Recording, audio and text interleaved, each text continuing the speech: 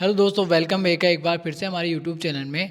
आज की वीडियो में हम पढ़ने वाला क्लास 10 मैथ चैप्टर नंबर 5 का इंट्रोडक्शन। देखो, हमारे को दे रखा है कि एपी अर्थमेटिक प्रोग्रेस। ठीक है, तो अर्थमेटिक प्रोग्रेस क्या होता है? हमारे पास यहाँ पे एक डेफिनेशन लिख रखी है मैंने। तो it is the sequence of the number such that the difference is the constant. यानी कि कहने का मतलब यानी कि हमारे पास कोई भी एक नंबर, एग्जाम्पल हम यहाँ पे ले लेते हैं। एग्जाम्पल में मैंने यहाँ पे लिया है कि 1 2 3 4 5 6 डेड करके 100 तक यहाँ पे राइट कर दिया। ठीक है, अब देखो, यानी कि जो एक नंबर है वो एक प्रॉपर सीक्वेंस में 1 के बाद में 2 आ रहा है, 3 आ रहा है, 4 आ रहा है, 5 आ रहा है, 6 आ रहा है, 7 आ रहा है, ऐसे करते करते वो 100 तक चला गया। अगर इनका कॉमन डिफरेंस देखे, यानी कि हर एक नंबर के बीच में अगर आप कॉमन डिफरेंस देखो तो क्या आ रहा है? 1 आ रहा है। हर एक नंबर के बीच में 1 का डिफरेंस आ रहा है। ठीक है, तो इसे क्या बोलते हैं? डिफरेंस इज कांस्टेंट, यानी कि वो डिफरेंट क्या होना चाहिए? कांस्टेंट रहना चाहिए। ठीक है, अब यहाँ पे सीक्वेंस किसकी बात की है? सीक्वेंस वो चीज है कि इस नंबर को आपने एक प्रॉपरली यानी कि प्रॉपर वे में राइट किया है, यानी कि 1 2 3 4 5 6 7 ऐसे ऐसे आपको समझ में आ रहा है, तो इसको सीक्वेंस बोलते हैं। ठीक है, अब फॉर एग्जाम्पल हमने ये समझ लिया एग्जाम्पल। अब टाइप ऑफ एपी, अब टाइप के एपी के टाइप भी होते हैं। क्या होते हैं? एपी कितने टाइप की होती है? 2 टाइप की होती है। फर्स्ट होती है फाइनाइट। ठीक है, फर्स्ट होती है फाइनाइट। फाइनाइट एपी होती है, जैसे एग्जाम्पल मैंने यहाँ पे राइट किया एग्जाम्पल। ठीक है, 2 4 6 8 डेड सर्कल के वो 100 में चला गया। ठीक है, तो ये फाइनाइट एपी हो गई। क्या हो गई? फाइनाइट एपी हो गई। अब एक होती है इनफाइनाइट एपी। ठीक है, तो इनफाइनाइट एपी क्या होती है? जिसमें एक क्या होती है? अनलिमिटेड एपीज होती है, यानी कि वो यानी कि इसमें तो लिमिट होती है, एक टर्म पे जाके रुक जाएगी। ठीक है, बट उसमें कोई भी लिमिट नहीं होती। जैसे कि हम सेकंड एग्जांपल समझते हैं, इनफाइनाइट एपी। ठीक है, क्या होती है? जैसे 2 के बाद में जैसे मान लेते हैं हम, जैसे 3 फिर 5 आ रहा है, फिर 7 आ रहा है, फिर ऐसे करते करते वो कहाँ पे चला गया? 3 5 7 7 के बाद में 9 आ रहा है, डैश फिर 11 आ रहा है। ठीक है, ऐसे करते करते करते ऐसे चलाता जाएगा, चलता जाएगा, चलता जाएगा, यानी कि चलता ही जाएगा, इसका कोई लिमिट नहीं होगी। ठीक है, ये अनलिमिटेड होगा। ठीक है, इसको क्या बोलते हैं हम? इनफाइनाइट एपी बोलते हैं। ठीक है, अब इसके बाद में हम आ जाते हैं कि जो हमारी एपीज की वो जनरल फॉर्म्स क्या होती है, यानी कि एपीज को हम कैसे राइट करते हैं वो यहाँ पे समझ लेते हैं। ठीक है,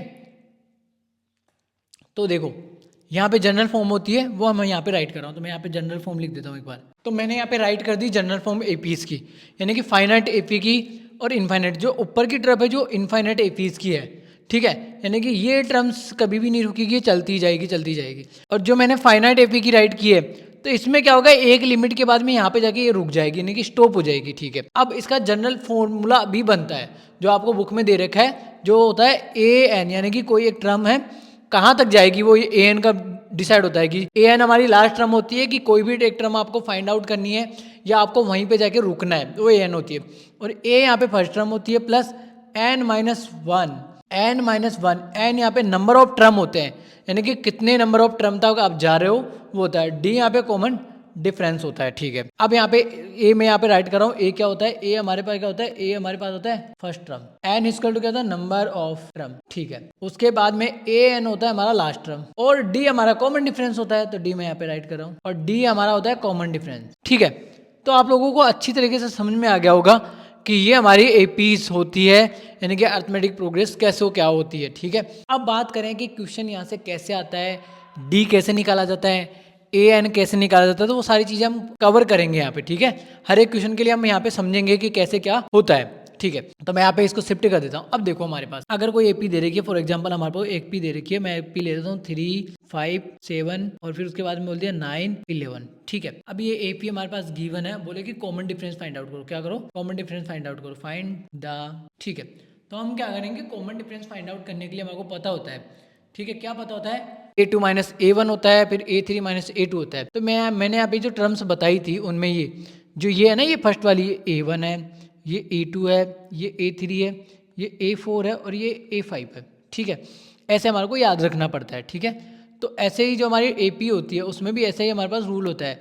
जैसे ये a1 हो गया, ठीक है, ये a2 हो गया, और ये a3 हो गया, ये a4 हो गया, ये a5 हो गया।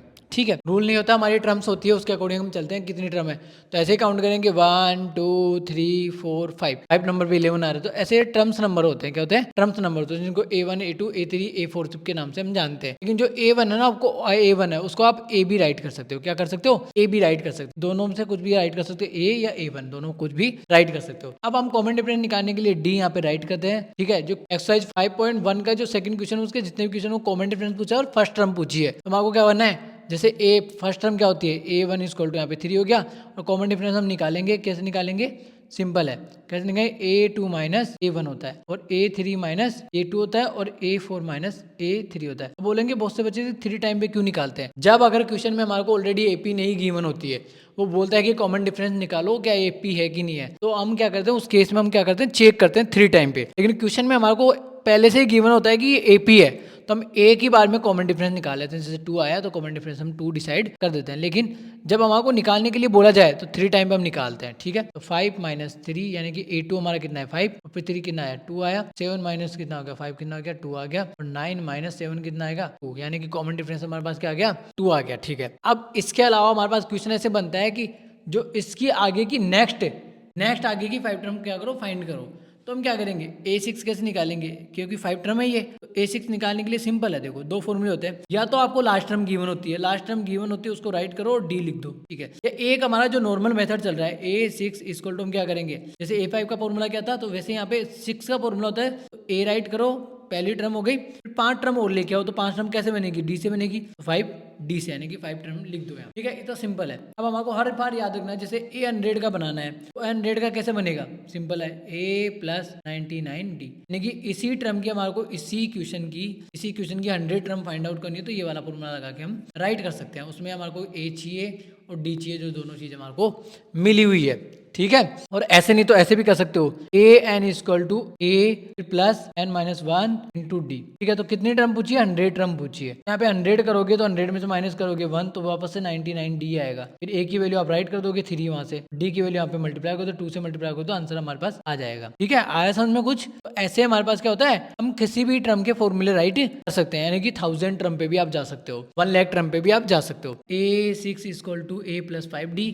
या लास्ट वाली टर्म आपको गिवन होनी चाहिए, 5 वाली टर्म होनी गिवन होनी चाहिए, तो मैं दोनों से निकाल के बता रहा हूँ। A6 इक्वल टू 5 वाली टर्म कितने 11, फिर D कितना है ये रहा, A6 कितना हो गया 13 हो गया, ठीक है। अब A6 यहाँ पे निकाल के देख लो, सेम ही आएगा। A6 इक्वल टू A कितना है 3 है, प्लस 5 मल्टीप्लाई 2 कितना हो गया, ठीक है। 10 प्लस 3 इक्वल टू क्या आएगा, कितना आएगा, A6 इक्वल टू कितना 13। ऐसे करते करते हम A7 निकालेंगे, A8 निकालेंगे, A9 निकालेंगे, 10 निकालेंगे और A11 निकालेंगे, होगी 5 टर्म, ठीक है। ऐसे हमारे को निकालनी है सारी टर्म्स, क्लियर है, तो हमें ऐसे निकाल लेंगे, ठीक है। तो आई होप आपको इंट्रोडक्शन वीडियो अच्छी तरीके से समझ में आ गया होगा कि कैसे क्या होता है, और मिलते हैं नेक्स्ट वीडियो में क्वेश्चंस के साथ में। 5.1 के जो फर्स्ट क्वेश्चन है उसके साथ में मिलते हैं, ठीक है। टाटा बाय बाय, तब तक के लिए।